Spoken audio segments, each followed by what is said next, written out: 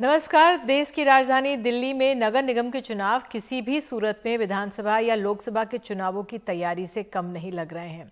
15 साल से एमसीडी में काबिज बीजेपी तो स्टार प्रचारक अमित शाह, राजनाथ सिंह, जेपी नड्डा, 12 केंद्रीय मंत्री समेत 4 मुख्यमंत्रियों को प्रचार के मैदान में उतार रही है। योगी आदित्यनाथ के साथ हेमा मालिनी, रवि किशन, मनोज यादव, दिनेश लाल यादव निर्भया प्रचार के लिए जुट रहे। बीजेपी ने 450 सांसद, विधायक और पदाधिकारियों को दिल्ली बुलाया है। बीजेपी के प्रचार को एक तरह से कार्पेट बॉम्बिंग बताया जा रहा है। देखिए हमारे सहयोगी रवीश रंजन की रिपोर्ट। जैसे आप सबका कुछ नया अनुभव होगा, कुछ का पुराना अनुभव होगा, तो दिल्ली के चुनाव का ये मेरा भी बहुत वर्षों के बाद में एक अनुभव है। दिल्ली नगर निगम चुनाव में अभी 15 दिन बाकी हैं, लेकिन राष्ट्रीय महासचिव सुनील बंसल ने बीजेपी के पंत मार्ग वाले दफ्तर में डेरा डाल दिया है। मध्य प्रदेश के जयभान पवैया और रामेश्वर चौरसिया समेत अलग अलग राज्यों से करीब 450 सांसद, विधायक और पदाधिकारियों को दिल्ली निगम चुनाव के लिए बुलाया गया है। यहीं हमारी मुलाकात उत्तर प्रदेश के 3 विधायकों से हुई। सहारनपुर के विधायक अशोक चौधरी और बुलंदशहर के देवेंद्र सिंह लोधी और संजय शर्मा से। इनको 3-3 वार्डों में चुनाव प्रचार का जिम्मा दिया गया है। मेरे को जो है रोहिणी में मिली है मंगोलपुरी विधानसभा 52, 51, 50। अच्छा, तो आप पूरे मतलब कितने दिन यहाँ पर कैंपिंग करेंगे आप? मैं 2 तारीख तक रहूंगा। आदरणीय सुनील बंसल जी को बहुत बड़ा अनुभव है एबीवीपी से लेकर के और उत्तर प्रदेश में जिस तरह से उन्होंने 2014 से लेकर के और 2022 तक पार्टी को सुदृढ़ किया और 2017 में और 22 में सरकार बनाई प्रदेश में और 14 और 19 में बहुत अच्छे परिणाम लोकसभा के देखने को मिले।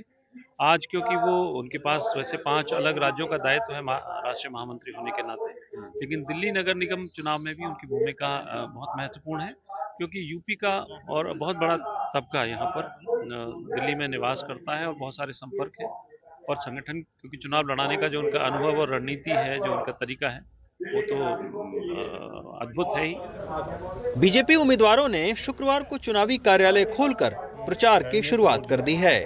बीजेपी दिल्ली निगम का चुनाव प्रचार तेलंगाना की तर्ज पर करेगी। इसीलिए इस बार बीजेपी भारी भरकम स्टार प्रचारकों को उतारेगी। इनमें जेपी नड्डा, अमित शाह, राजनाथ सिंह समेत 12 केंद्रीय मंत्री होंगे। योगी आदित्यनाथ, मनोहर लाल खट्टर समेत 4 मुख्यमंत्रियों को भी स्टार प्रचारक बनाया गया है। इस लिस्ट में हेमा मालिनी, दिनेश यादव निरहुआ, मनोज तिवारी, रवि किशन के साथ तेलंगाना के प्रदेश अध्यक्ष को भी स्टार प्रचारक बनाया गया है।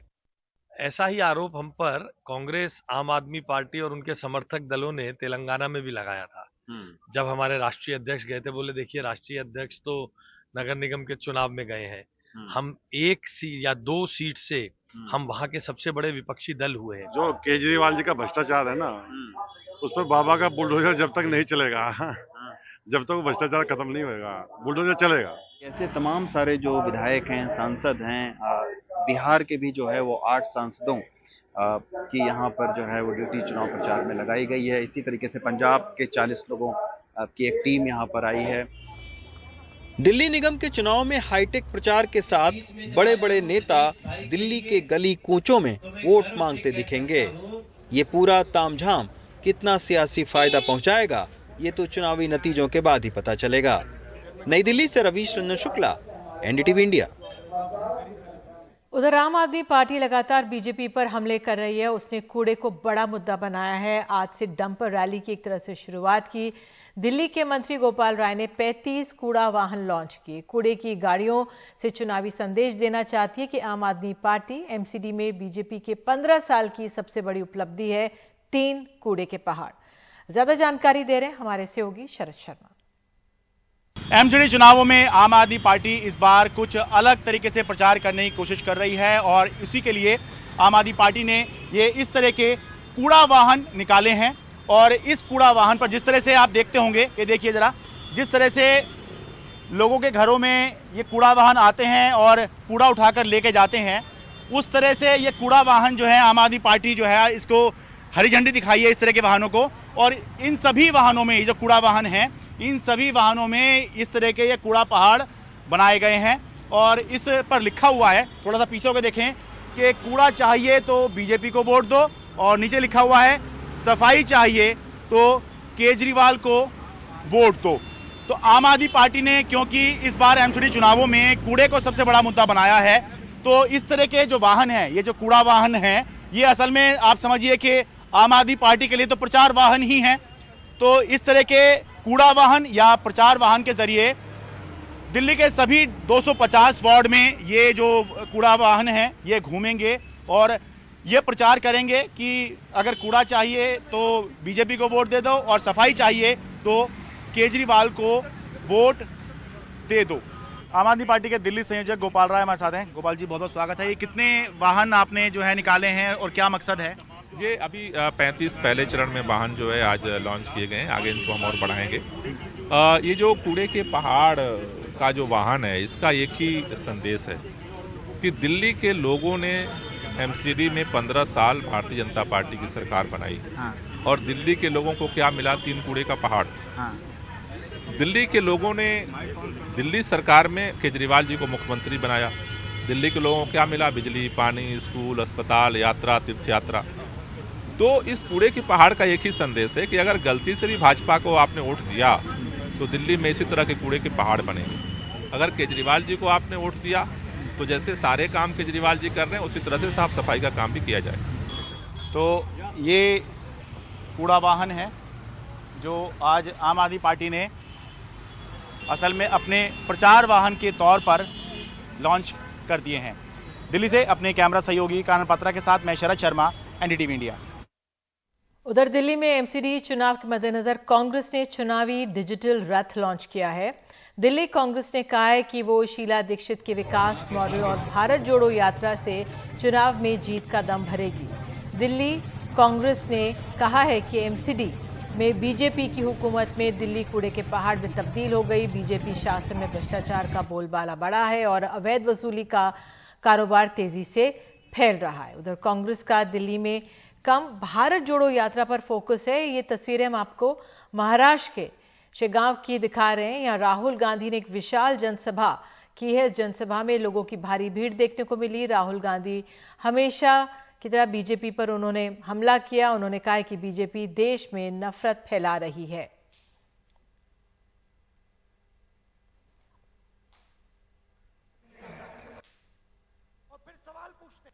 मैं देश के कोने कोने में आज बीजेपी ने नफरत और हिंसा फैला दी, डर फैला दिया है। जहां भी आप देखें आपको डर, नफरत और हिंसा दिखेगी। और आपको बता दें बीजेपी ने आज दिल्ली में एक स्टिंग ऑपरेशन किया और उस पर रिपोर्ट जारी की है। बीजेपी ने आम आदमी पार्टी पर बड़ा आरोप लगाया, कहा कि केजरीवाल के करीबी पैसा मांग रहे हैं और केजरीवाल के राइट हैंड हैं मुकेश गोयल। देखिए परिमल कुमार की ये रिपोर्ट।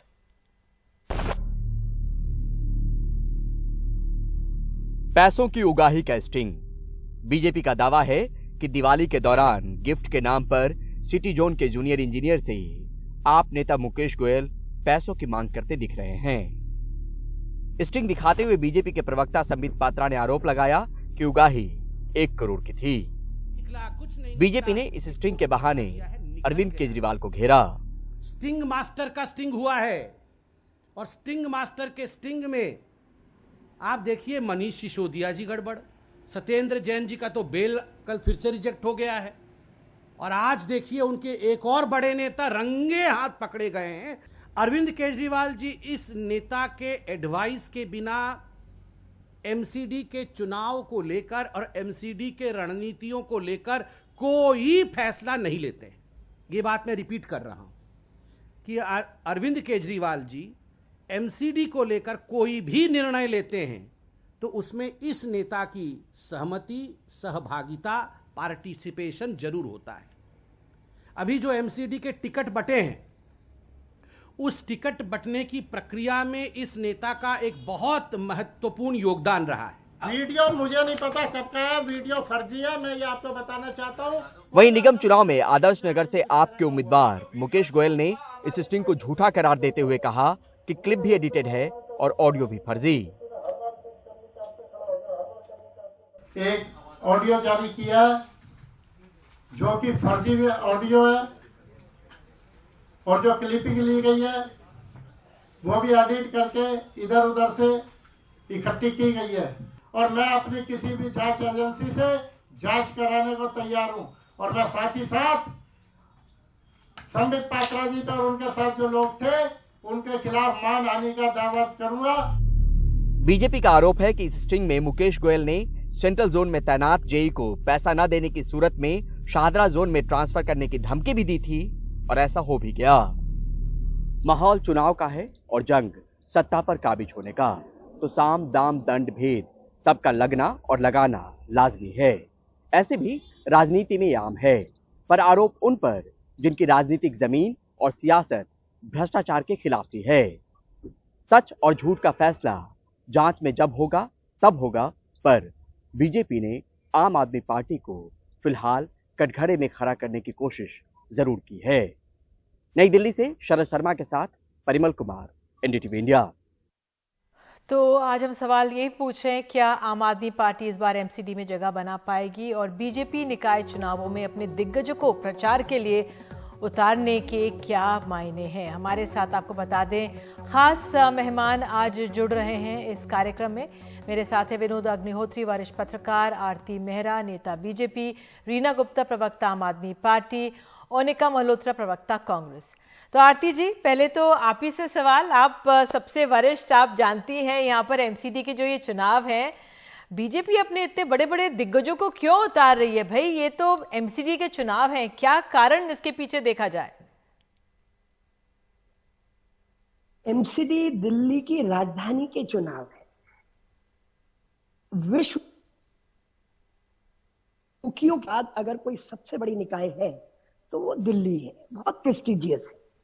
अभी हमने इसका ट्राइफिकेशन, एकीकरण करके यूनिफाइड कॉर्पोरेशन, जो इन्होंने ट्राइफिकेशन करा था, और उसके बाद ये यूनिफाइड कॉर्पोरेशन के पहले चुनाव है और हर चुनाव को भारतीय जनता पार्टी, जो चुनाव है उसमें जो जीत हार है, उसमें जीत को दर्ज कराने के लिए हर संभव प्रयास, हर कोशिश हम करते हैं।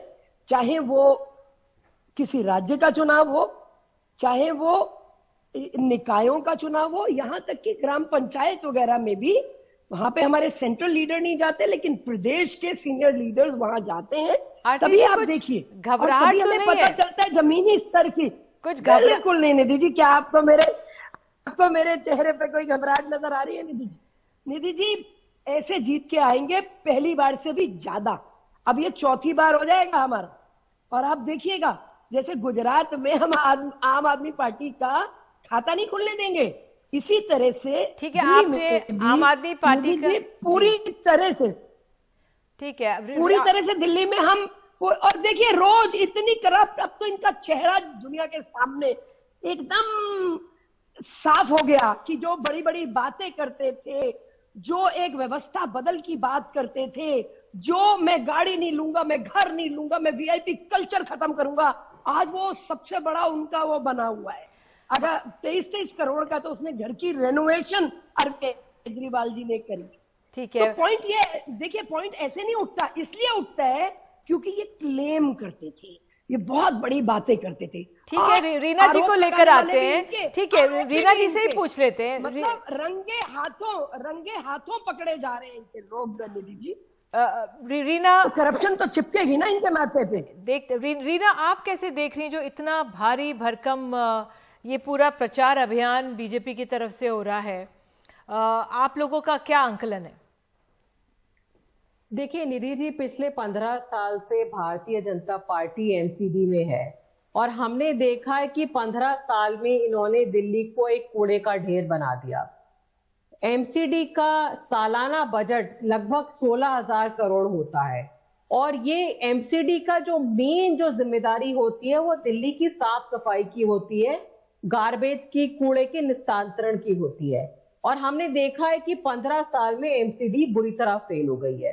पिछले 15 साल में क्या हुआ है कि भारतीय जनता पार्टी के जितने भी पार्षद हैं वो दिन पे दिन अमीर हुए हैं और करप्शन के कारण हर साल इनको, हर एमसीडी चुनाव में इनको सबके टिकट काटने पड़ते हैं। इस बार भी इन्होंने सबके टिकट काटे क्योंकि इनको पता था कि अगर वही पार्षद जो हर समय उगाही करते रहते थे, लेंटर के लिए उगाही करते रहते थे, हर छोटे छोटे काम के लिए उगाही करते रहते थे, वो जनता के सामने अपना मुंह दिखाने के लायक नहीं थे। यही कारण है कि एमसीडी ने सबके टिकट काटे, भारतीय जनता पार्टी ने सबके टिकट काटे। यहां तक कि भारतीय जनता पार्टी को सारे जो उनके डिस्ट्रिक्ट इंचार्ज थे वो भी चेंज करने पड़े। आम आदमी पार्टी जब चुनाव में जाती है, आम आदमी पार्टी अपना रिपोर्ट कार्ड पेश करती है। आम आदमी पार्टी कहती है कि हमने जो पिछली बार वादे किए थे उन वादों पे हमने क्या काम किया। भारतीय जनता पार्टी कोई रिपोर्ट कार्ड पेश नहीं करती है। कभी वो संकल्प पत्र पेश करते हैं, कभी वो कुछ उससे और कुछ नाम बदलते रहते हैं, कभी संकल्प कहते हैं, कभी उसको विकल्प कहते हैं, ठीक है, कभी उसको रीना कहते हैं जी। लेकिन पिछली बार रिद्धि जी इन्होंने जो वायदे किए थे वो कोई एक भी वायदा ये पूरा नहीं कर पाए। आप और हम चाहते हैं कि दिल्ली दुनिया का, देश का नंबर 1 सिटी बने। हम चाहते हैं कि दिल्ली पेरिस की तरह, न्यूयॉर्क की तरह ऐसी बड़ी बड़ी जो सिटीज हैं वर्ल्ड की वैसा बने। लेकिन इन्होंने क्या किया है, इन्होंने हर दिल्ली वासी को जो सिर है शर्म से झुकाने पे मजबूर किया है क्योंकि लोग ठीक है। तो रीना मैं आप जो ये बात कह रही हैं कि कूड़ा कितना बड़ा मुद्दा है, लेकिन मेरा जो ये प्रश्न था कि जो बीजेपी के पास नेताओं की फहरिस्त है, शायद आम आदमी पार्टी में उतनी बड़ी फहरिस्त नहीं है। अरविंद केजरीवाल को अब गुजरात छोड़कर यहाँ पे आना पड़ेगा। बहरहाल मैं अब ओनिका को लेकर आती हूँ। ओनिका मल्होत्रा कांग्रेस की हैं। ओनिका, आप किस तरह से, आप लोगों का क्या आंकलन है, क्योंकि अब कांग्रेस को हम देख रहे हैं बहुत सबड्यूड है प्रचार, ज्यादा फोकस भारत जोड़ो यात्रा में है। अपने आप में जिस तरह से बीजेपी और आम आदमी पार्टी भिड़े हुए हैं, कांग्रेस कहीं क्या गुमसी है? मैम, जिन लोगों को मुखौटा बदलने की रिक्वायरमेंट है वो मुखौटा लेके आ रहे हैं और जिनको अपना नेगेटिव पॉलिटिक्स करनी है वो नेगेटिव पॉलिटिक्स कर रहे हैं। इस तरह से चुनाव नहीं होते। चुनाव ये होते ईमानदारी से। Door to door campaigning Congress का चल रहा है, वो इसलिए चल रहा है मैम बिकॉज लोगों ने वो काम देखे हैं दिल्ली सरकार की, जब कांग्रेस की सरकार थी, Delhi as Delhi government. MCD में का जो आप बात कर रही है मैम, नो डाउट करप्शन चरम सीमा में है।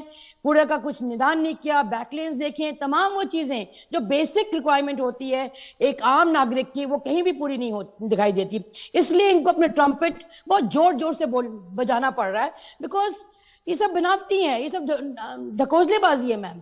ये सब झूठ की राजनीति जो करेंगे वो लंबा रेस में नहीं दौड़ सकते। बीजेपी को फिक्र है कि 15 साल की जो नाकामी है वो कैसे कवर करें, तो इनको स्टार प्रचारक की जरूरत पड़ रही है।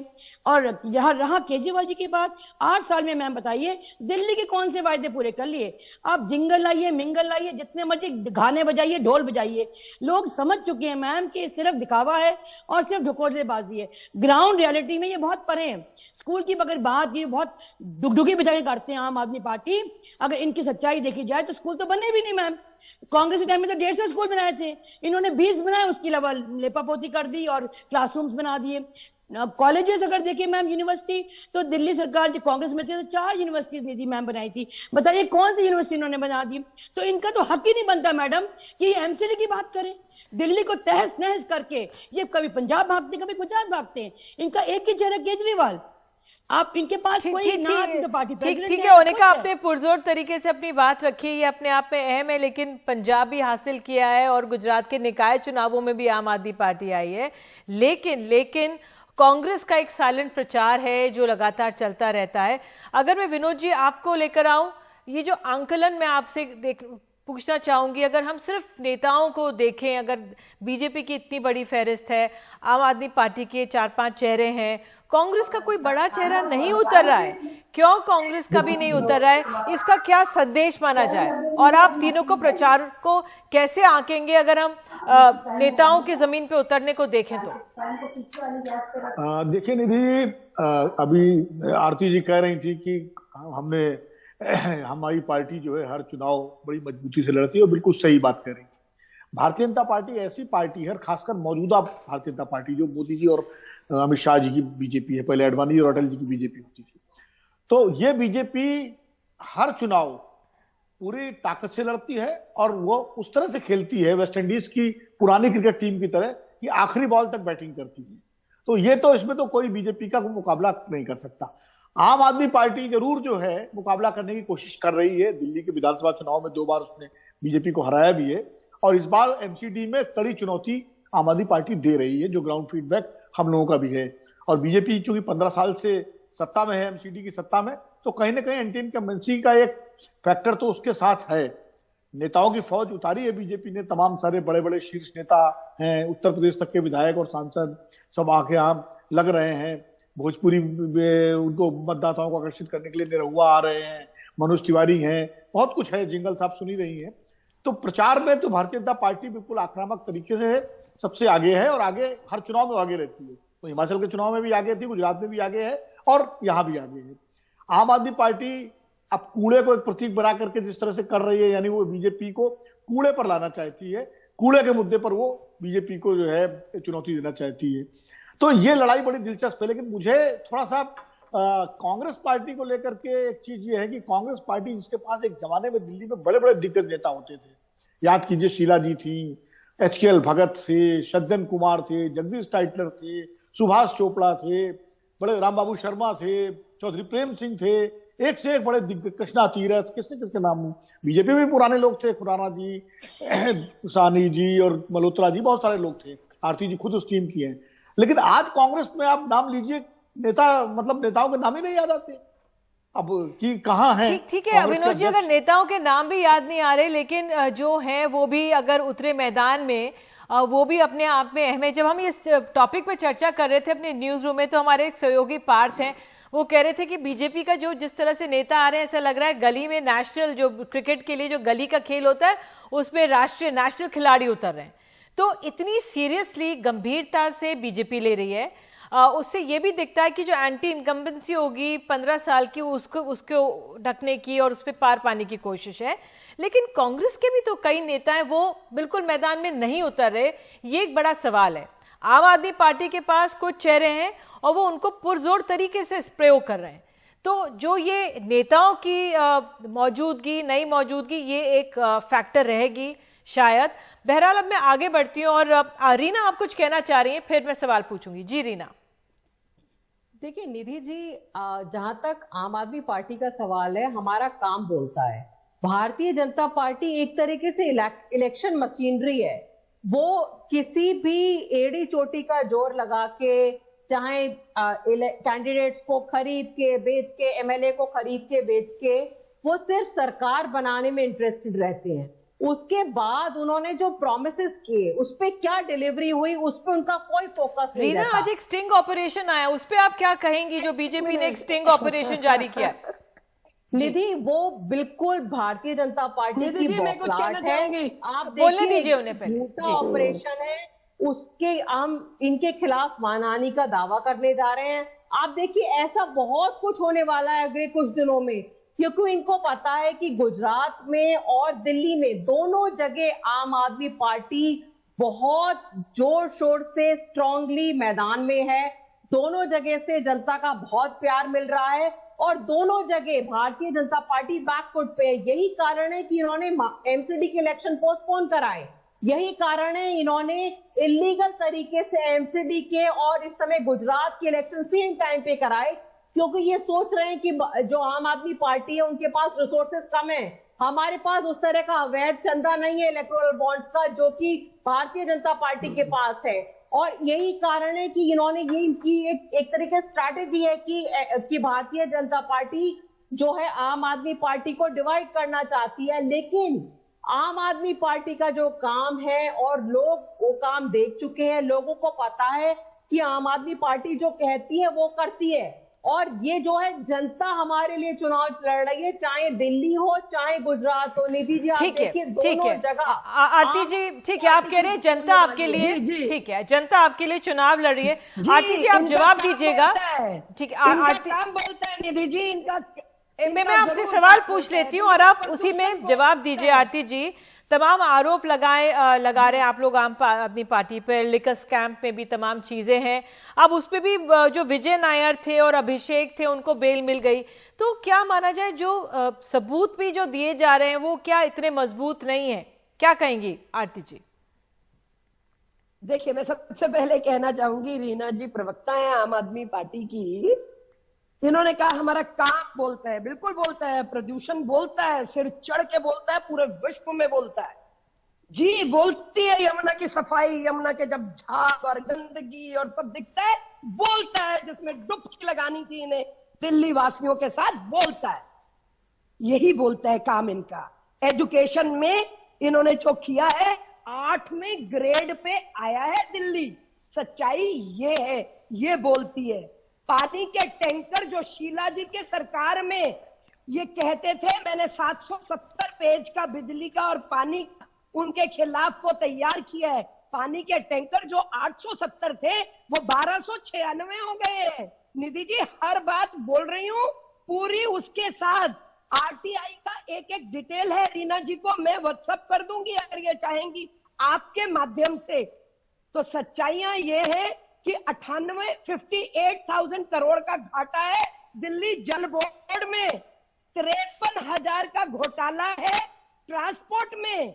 बसों की जरूरत हमें है दिल्ली में लगभग 6,500 की, और 36 बसेस आज इनके पास अवेलेबल है फ्लीट में, जो इतनी पुरानी हो गई हैं, जिसमें 450 और चली गई हैं, जो बिल्कुल ही रोड पे आ ही नहीं सकती।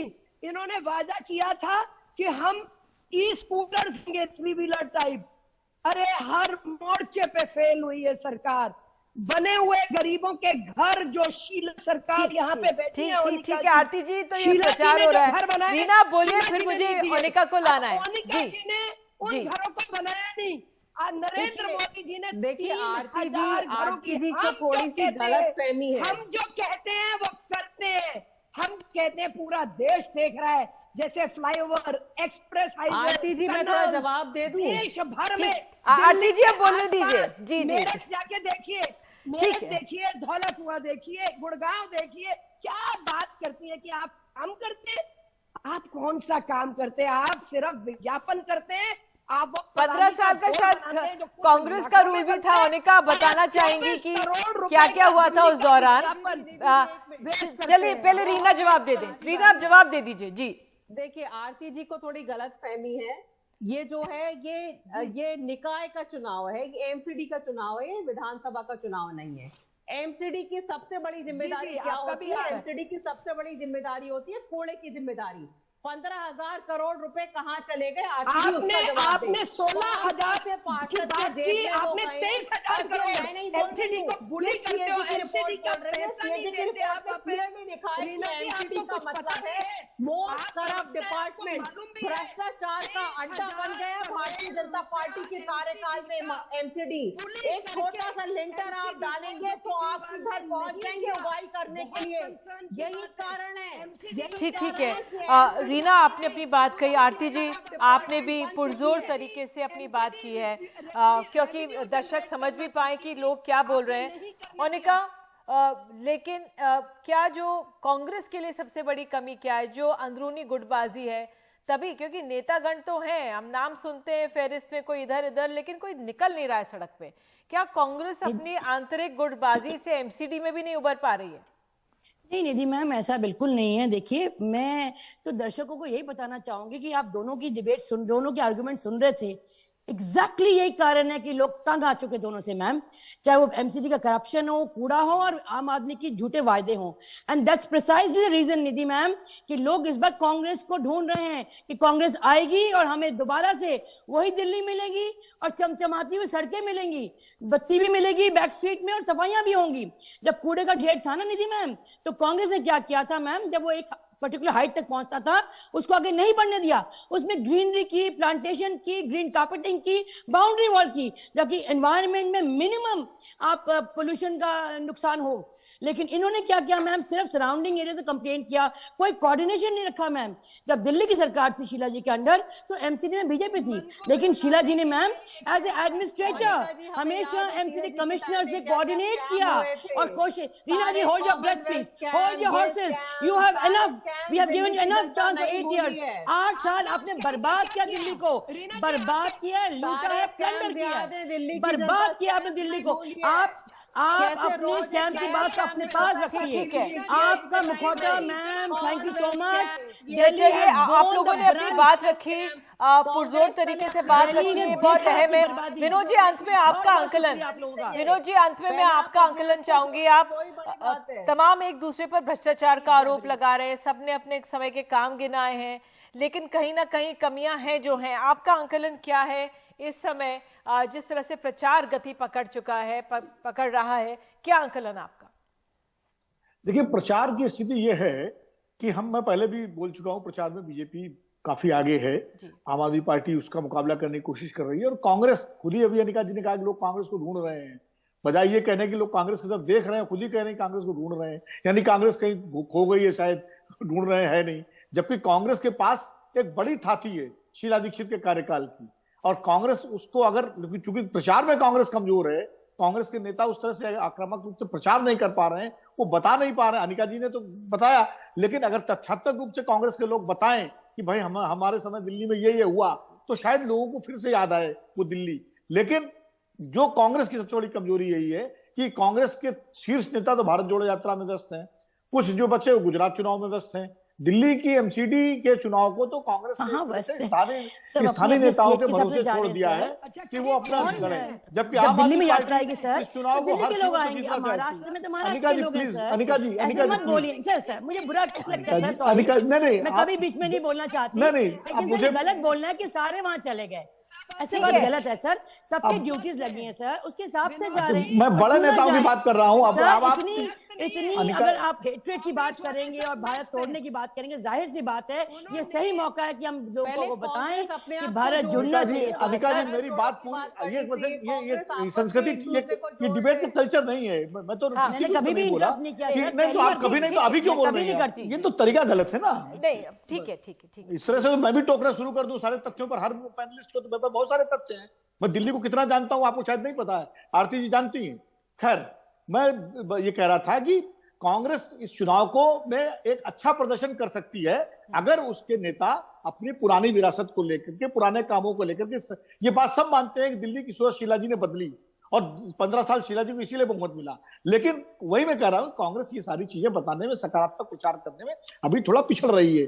बेहतर होगा कि बजाय मुझे टोकने के अनिका जी अपने नेताओं से कहें कि वो आम आदमी पार्टी और बीजेपी के मुकाबले में प्रचार में आए, तब नतीजे आएंगे, और जनता किसको देगी जनता तय करेगी। लेकिन मुझे लगता है बीजेपी जो है उसकी पूरी कोशिश है ये एमसीडी में दोबारा तीसरी चौथी बार जीतने की, क्योंकि ये चुनाव उसके लिए प्रतिष्ठा का चुनाव है, और आम आदमी पार्टी हर कीमत पर एमसीडी को जीतना चाहती है, क्योंकि दिल्ली विधानसभा और एमसीडी अगर दोनों उसके पास हो जाएंगे तो दिल्ली में एक मजबूत ताकत हो जाएगी, जो लोकसभा के चुनाव में शायद 7 लोकसभा की सीटों पर आम आदमी पार्टी पूरी कोशिश करेगी। तो ये चुनाव दरअसल 2024 के चुनावों का एक रिहर्सल भी है दिल्ली के भीतर, इसको इस रूप में देखना चाहिए। और जिस तरह से एमसीडी के चुनाव 7 और गुजरात के 7 चुनाव कराए गए, तो उसमें भी अपने आप में रणनीति देखी गई। बहरहाल आप सब लोग जुड़े हमारे साथ, इसके लिए बहुत बहुत धन्यवाद। एमसीडी के चुनाव अब प्रचार आगे बढ़ रहा है, तेजी से गति पकड़ेगा और दिल्ली के नागरिक इसे देखेंगे। एक छोटा सा ब्रेक, उसके बाद हम आपको ले जाएंगे महाराष्ट्र के यवतमाल के एक गांव में, जहां पे 18 साल से कम उम्र के बच्चों के लिए अब मोबाइल फोन पर रोक लग गई है। ये रिपोर्ट दिखाएंगे, बने रहिए हमारे साथ।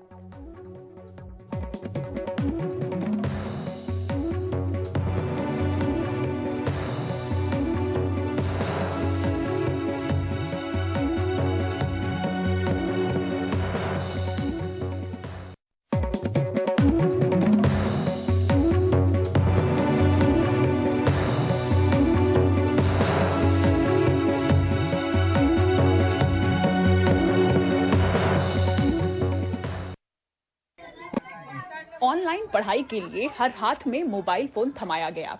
अब बच्चों को इसी फोन की लत लग गई है। पढ़ाई की जगह ऑनलाइन गेम्स या फिर सोशल मीडिया ने ले ली है। और इसी लत को मिटाने की मुहिम को लेकर महाराष्ट्र के यवतमाल में ये बंसी नाम का गांव अपने अनोखे फैसले के लिए चर्चा में है। 18 साल से कम उम्र वालों के लिए यहाँ मोबाइल को बैन कर दिया गया है। आज आपण सर्वजण पाहता कि फैसले को लागू करने में शुरुआती दिक्कतें हो सकती हैं, लेकिन इसको सफल बनाने के लिए माता पिता और बच्चों दोनों को सलाह दी जाएगी। अगर काउंसलिंग के बाद भी बच्चे मोबाइल फोन का इस्तेमाल करते पकड़े गए तो 200 रुपए का जुर्माना लगाएंगे। इसका उद्देश्य बच्चों को पढ़ाई में वापस लाना है, ना कि मोबाइल फोन से विचलित होना। गांव के बच्चे, परिजन सभी इस फैसले का स्वागत करते दिखे। अच्छा किया है, अब ये समय मोबाइल में न देकर पढ़ाई करूंगा। अंमलबजावणी अत्यंत सभी ने एक मत से इस फैसले को मंजूर किया। गावातील सर्व नागरिकांनी कबुली दिली आहे। सर्व मुलांना का बाहेर कोण चालले। सही फैसला है, स्वागत करते हैं। एकदम चांगली निर्णय घेतला ग्रामपंचायत नामचे। मौजूदा दौर में मोबाइल ने बेशक जिंदगी को सरल और आसान बनाया है, लेकिन इसके हद से ज्यादा बढ़ते इस्तेमाल का असर बच्चों के दिमागी और शारीरिक सेहत पर पड़ रहा है। ऐसे में इस गांव के इस फैसले के खिलाफ आवाजें न के बराबर सुनाई दे रही हैं। यवतमाल से प्रसाद नायगांवकर के साथ मुंबई से पूजा भारद्वाज, एनडीटीवी इंडिया।